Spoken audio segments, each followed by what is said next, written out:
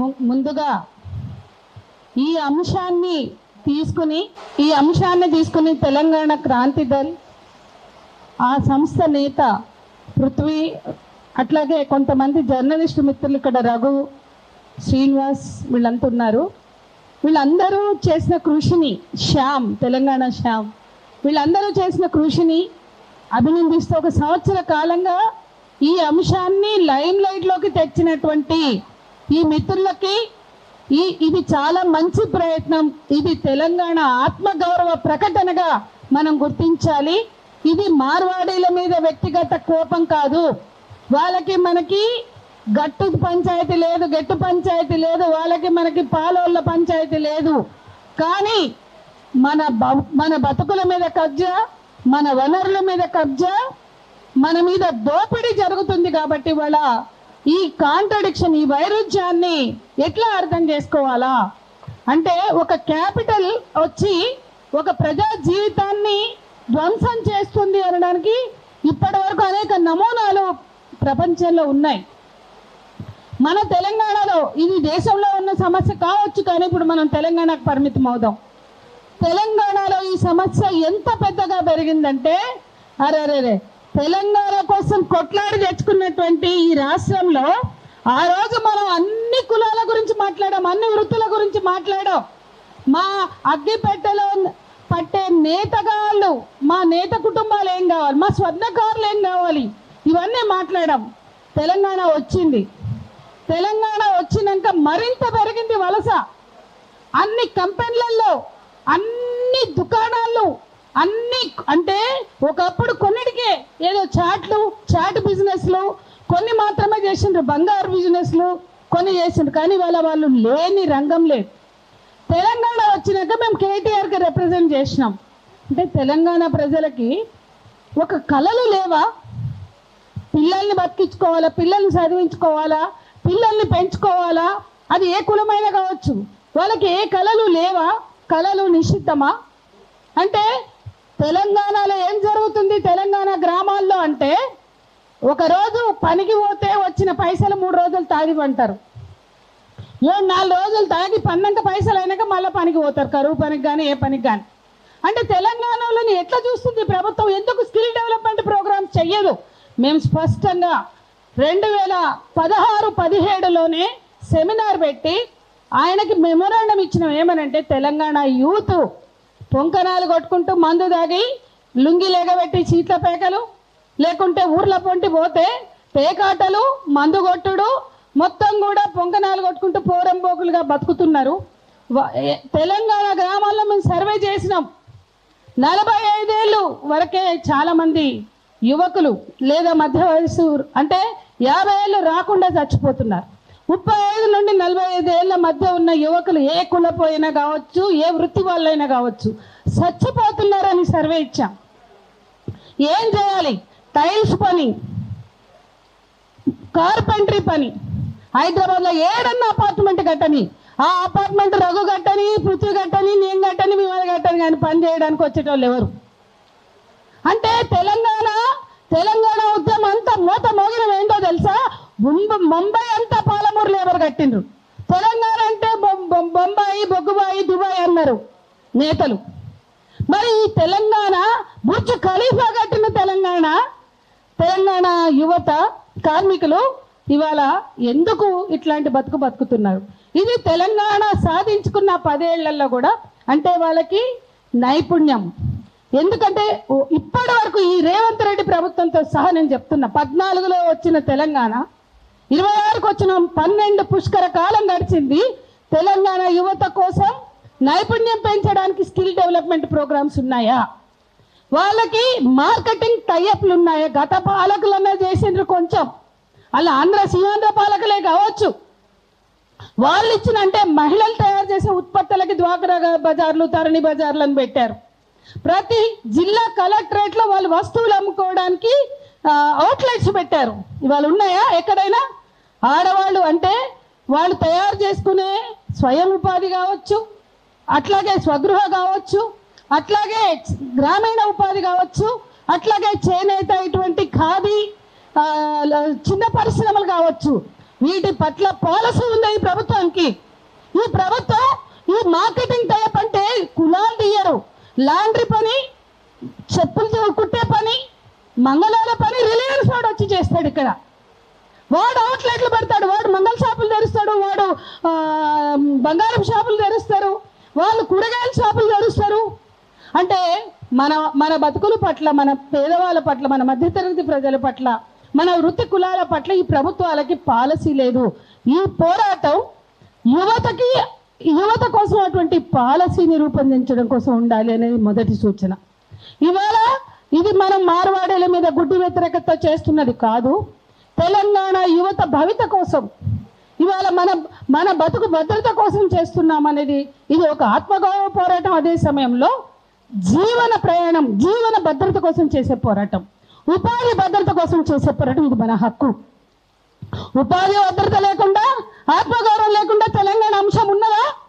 కాబట్టి ఉపాధి భద్రత కోసం చేసే ఈ పోరాటం అద్భుతమైన పోరాటం వీళ్ళు టేకప్ చేసింది. ఏ పార్టీ ఏమైందండి? ఇవాళ ఈ తెలంగాణలో రాజకీయ పార్టీలు లేవా? ఒక్క రాజకీయ పార్టీ కూడా ఎందుకు స్పందించదు ఈ అంశం మీద? ఇవాళ ఆస్తులన్నీ ఎవరు కొంటున్నారు? మారోడోళ్ళు కొంటున్నారు. ఒకప్పుడు వాళ్ళ ఆస్తులు కొనలే, ఇలా సంపాదించి రాజస్థాన్లో ఇన్వెస్ట్ చేసుకున్నారు. కానీ వాళ్ళ ఆస్తులు మొత్తం హిమాయత్ నగర్, అశోక్ నగర్, ఏ ప్రాంతం పోండి, ఇండ్లు ఎవరు అమ్ముతున్నారు, ఎవరు కొంటున్నారు అంటే 100 ఇండ్లు అమ్మితే 90 ఇళ్ళు వాళ్ళే కొంటున్నారు. నిజమది. 100 బిల్డింగ్ పాతవి వీళ్ళు అవుట్స్కట్లకు పోతుంటే, అదేంటి మన మైహోమ్ భూజ ఇంకేదో అవతారం వీళ్ళు పోతుండ్రు అమ్ముకుని, ఈ ఇండ్లన్నీ వీళ్ళే కొనేస్తుండ్రు. ఇవాళ వాళ్ళు కంపెనీలు పెడుతున్నారు, షాపులు పెడుతున్నారు. ఈ బంగారం ఇదే ఇప్పుడు ఈయన చెప్పిండు, మా ఇంటి ఎదురుగా శ్యామ్ కృప ఉంటుంది, పక్కనే శ్యామ్ ఎలిగెంట్ ఉంటుంది. చిన్న ఫ్లాట్లో దిగిన వాళ్ళు ఒక పెద్ద స్థలం కొన్నారు, 6 అంతస్తులు 5 అంతస్తులు కట్టిండ్రు ఫ్యాక్టరీ.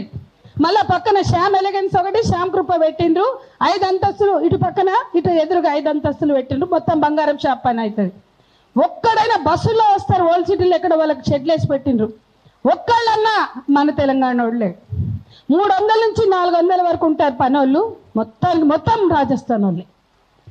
మొత్తం అంటే ఈ గడ్డ మీద 2 నంబర్ దందా చేసేటోళ్ళు, ట్యాక్సులు కట్టనోళ్ళు వీళ్ళు అక్కడి నుంచి లేబర్ని తీసుకొచ్చి పని చేయించుకుంటే ఈ ప్రభుత్వానికి ఒక పాలసీ ఉండొద్దా? మన లైవ్లీహుడ్ల గురించి నువ్వు స్థానికంగా కంపెనీ పెడితే, ఇప్పుడు మన దగ్గర ఈ నల్గొండ నార్కట్పల్లి అనేక కంపెనీలు ఉన్నాయి కదా, నార్కట్పల్లి అక్కడ రూల్ అప్లై అయింది, స్థానిక ఎంప్లాయ్మెంట్ ఇయ్యలే వాళ్ళు కూడా.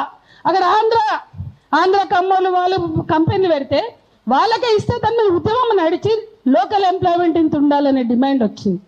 అంటే లోకల్ ఎంప్లాయ్మెంట్ అనే అంశాన్ని పక్కన పెట్టి ఇవాళ వాళ్ళందరూ దండుకోనేకి వాళ్ళు అయ్యే కానీ జాగిరా తెలంగాణ ఎందుకు ప్రభుత్వం ఈ విషయంలో పట్టించదు? అందుకని రెండో డిమాండ్ వాళ్ళందరి దగ్గర ట్యాక్స్ వసూలు చేయమనండి.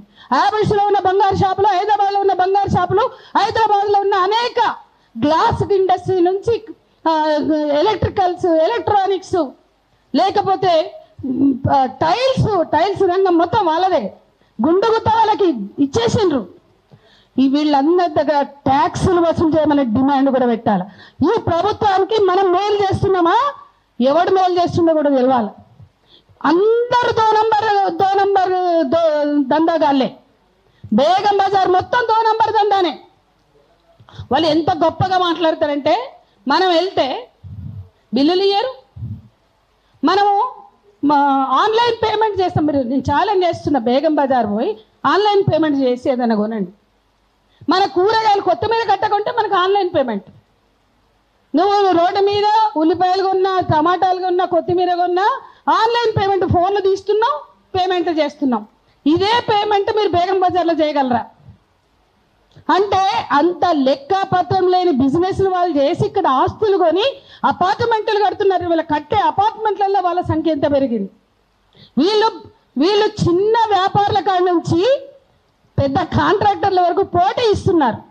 ఇది కొద్దిమంది సమస్య కాదు, తెలంగాణ అభివృద్ధితో ముడిపడి ఉన్న అంశం, తెలంగాణ సంస్కృతితో ముడిపడి ఉన్నది.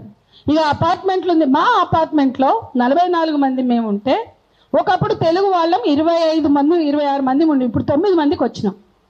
కొనుక్కున్న అన్ని మానవుడలే కొనుక్కున్నారు, గుజరాత్ వాళ్ళే కొనుక్కున్నారు. ఒక్క గణేష్ చవితి కూడా తెలుగు సాంప్రదాయంతో జరగదు. వాళ్ళలో ఎవరూ తెలుగు సాంప్రదాయాన్ని పట్టించారు. బతుకమ్మను పెట్టారు, మన హోలీ పండగ చేయరు. హోలీ అంటే వాళ్ళకు కూడా ఉంటుంది కాబట్టి వాళ్ళు డిఫరెంట్గా చేస్తారు. బోనాలు చేయరు, మన పండగలు చేయరు, మన సంస్కృతిని చేయరు. ఇక మన రంగుల మీద నేనే వ్యక్తిగతంగా నా కొడుకు విషయంలో అనుభవించాను. నల్లగా ఉంటాడు, కార్లు దూడ్చేవాడిలాగా ఉంటాడు, మెకానిక్ షెడ్ వాడిలాగా ఉంటాడు, గట్లుంటాడు గిట్లుంటాడు అని 4వ తరగతి పిల్లవాడిని కామెంట్ చేస్తే మొత్తం గ్రూప్లో పెట్టి దమ్ దమ్ చేసిన. అరే మేము గట్లే ఉంటాం, మేము నల్లగానే ఉంటాం, మేము సౌత్ ఇండియన్స్, మేము డస్కీగా ఉంటాం, మేము తెలంగాణ వాళ్ళం, మేము గింతే ఉంటాం, మేము సౌత్ ఇండియన్స్. కాబట్టి మీరు ఓండి, మీ పోరగాళ్ళని తీసుకుని మీరు గుజరాత్ పోండి, మీరు రాజస్థాన్ పోండి, మీ సొంత మీ ఓన్ కమ్యూనిటీ, మీ ఓన్ కలర్స్ ఉంటాయి. మా దగ్గరకు వచ్చి మీ కలరు అంటే caste, religion, region, caste, colour, ఇంత డామినేషన్, ఇంత డిస్క్రిమినేషన్. వాళ్ళు ఎక్కడైనా తెలుగు మాట్లాడంగా చూసిండ్రా మీరు? వస్తువులు అమ్ముకోవడానికి మాత్రమే మాట్లాడతారు, బయట ఎక్కడ మాట్లాడరు. వాడు ట్యాక్సీ నడిపేటోడైనా, ఆటో నడిపేటోడైనా వాడి తెలుగు మాట్లాడాడు. మీరు చూడండి, మనం వాని భాష హిందీ భాష మార్చుకుని మాట్లాడుతున్నాం. ఈ అంశము దేశమంతా ఒకే భాష, హిందీ ఒక భాషని రుద్దేటువంటి ఆధిపత్య భావజాలం నుంచి కూడా చూడాల్సిన అవసరం ఉంది. ఒకే భాష, ఒకే దేశం, పత్తికట్ట, ఇదంతా సొల్లు. ఒకే దేశం, ఒకే భాష, ఒకే సంస్కృతి కాదు. ఎవడి సంస్కృతి వాళ్ళకు ఉన్నది. కాబట్టి ఇది సాంస్కృతికంగా మన సార్ ఉన్నారు, దాన్ని అద్భుతంగా చెప్పగలరు. మన సంస్కృతి మీద కబ్జా జరుగుతుంది, మన భాష మీద కబ్జా జరుగుతుంది. బయటకు పోతే ఇక మనం కూడా హిందీ మాట్లాడతాం, మర్చిపోయినాం తెలుగులో మాట్లాడుతున్నామా ఎవరితోటైనా? బయటకు పోయి నాకు చెప్పండి, మీరు ఎంత మారిపోతున్నాం, ఎంత పరాయీకరణ జరుగుతుంది. ఒక రకరకాల పరాయీకరణల గురించి మాట్లాడావు, ఇవాళ మార్వాడి పరాయీకరణని మనం మాట్లాడవలసిన సందర్భం ఉంది. అది మనం మార్వాడి భాష మాట్లాడకపోవచ్చు, హిందీ భాష మాట్లాడచ్చు, కానీ చాలా లోతుగా పెనిట్రేట్ అవుతున్న అంశంగా దీన్ని మనం తెలంగాణ భాష, సంస్కృతి, ఉపాధి భద్రత, అస్తిత్వం అన్నిటి మీద కబ్జా పెడుతున్న అంశంగా చూడాలి. ఇంకా చివరిగా ఈ మధ్య ఆర్ఎస్ ప్రవీణ్ కుమార్ ఒక ప్రెస్ మీట్ పెట్టారు. 3,000 కోట్ల సోషల్ వెల్ఫేర్కి సంబంధించి స్కామ్ జరిగింది. డ్రగ్స్ పంపిన ఒక జైను, డ్రగ్స్ సప్లై చేసి అరెస్ట్ అయ్యి జైలుకి వెళ్ళొచ్చిన ఒక జైను ఈ కాంట్రాక్ట్ చింతామణి పేరుతో కాంట్రాక్ట్ తప్పించుకున్నాడు. అంటే డ్రగ్స్ కుంభకోణంలో ఇరుక్కుని జైలుకి వెళ్ళిన వాళ్ళకి స్కూల్ పిల్లల యూనిఫామ్స్, స్కూల్ పిల్లల ట్రంకు పెట్టెలు మీరు కాంట్రాక్ట్ ఇచ్చారు, ట్రంకు పెట్టెల్లో డ్రగ్స్ అమ్ముతాను కానీ మాట్లాడిండు. ఆ కంపెనీకి, ఆ కుటుంబానికి 40 ఏళ్ల చరిత్ర తెలంగాణ ఆంధ్రలో ఉంది. వాళ్ళ ఏలూరులో సెటిల్ అయ్యి, అక్కడి నుంచి వచ్చి ఏలూరులో సెటిల్ అయ్యి మన తెలంగాణకు విస్తరించారు. ఆ కుటుంబము అనేక దందాలు చేసి కూడా ఇన్ని అరెస్టులు అయ్యి ఇన్ని కేసెస్ ఫైల్ అయినా కూడా ఈ సంవత్సరం కాంట్రాక్ట్ తప్పించుకుంది అని RS Praveen Kumar press meet నేను చూశాను. అంటే ఇక్కడ వీళ్ళు కరప్ట్ చేస్తారు. ఇది చాలా ప్రత్యక్షంగా నేను చూశాను, నాకు తెలుసు.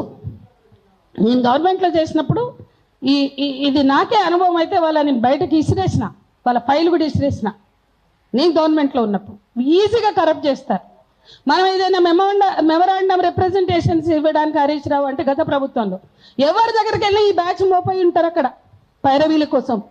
హయ్యెస్ట్ పైరవీలు చేస్తారు వీళ్ళు, పైరవీలతోటి దందాలు చేస్తారు, ట్యాక్సులు ఎగ్గొట్టి దందాలు చేస్తారు.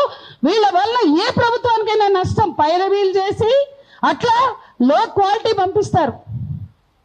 అట్లాగే 2 నంబర్ దందాలు చేస్తారు అనడానికి ఎన్నో చెప్పొచ్చు, నేను అందరి టైం తీసుకోదలుచుకోలేదు.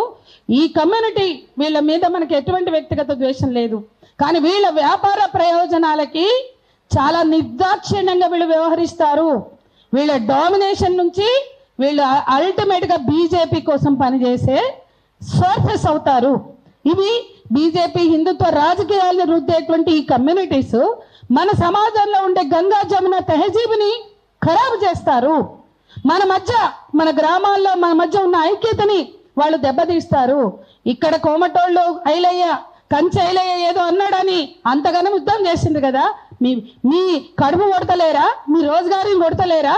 ఇక్కడ ఎంత పెద్ద ఎత్తున ఒక ట్రేడింగ్ కమ్యూనిటీ కోమటి అనేది ఉంటే వాళ్ళకి జరుగుతున్న దీని మీద మరి వాళ్ళు ఎందుకు ఆత్మగౌరవం కొన్ని చోట్ల చూశాను నేను, వాళ్ళు కూడా రియాక్ట్ అయ్యిండ్రు, కొన్ని చోట్ల ధర్నాలు చేశారు, ర్యాలీలు తీశారు. కానీ వాళ్ళని కూడా కలుపుకురావాలా, ప్రత్యేకంగా ఒక ట్రేడింగ్ కమ్యూనిటీ ఎవరైతే ఉన్నారో వాళ్ళకు కూడా హక్కులు ఉన్నాయి అని మనం స్ట్రెంగ్త్ పెంచుకోవాలంటే, ఉద్యమం బలంగా జనంలోకి వెళ్ళాలంటే చాలా విస్తృతంగా తీసుకోవాలా. ఇటువంటి అనేక అంశాలు ఉన్నాయి. ఇది చాలా క్రూరంగా వ్యవహరించేటువంటి పరిస్థితి ఇక్కడ మనకు కనిపిస్తుంది. వ్యవస్థని నాశనం చేస్తున్నారు, మన మధ్య ఉన్న అన్నదమ్ముల్లాగా బతికే మన సంబంధాలను దెబ్బతీస్తున్నారు, సాంస్కృతిక ఆధిపత్యం చేస్తున్నారు, భాషాపరంగా ఆధిపత్యం చేస్తున్నారు, మన అస్తిత్వాన్ని దెబ్బతీస్తున్నారు. అందుకే వీళ్ళని నేను మనస్ఫూర్తిగా అప్రిషియేట్ చేస్తుంది. చాలా కీలకమైన అంశం. ఏదో చిన్న ఉద్వేగంతో ఇచ్చినటువంటి నినాదం కాదు. వాళ్ళు ఉన్నారు, 50 ఏళ్ల నుంచి ఉన్నారు, 60 ఏళ్ళ నుంచి ఉన్నారు, 100 ఏళ్ల నుంచి కూడా ఉన్నారు. అది ఒప్పుకుంటాం.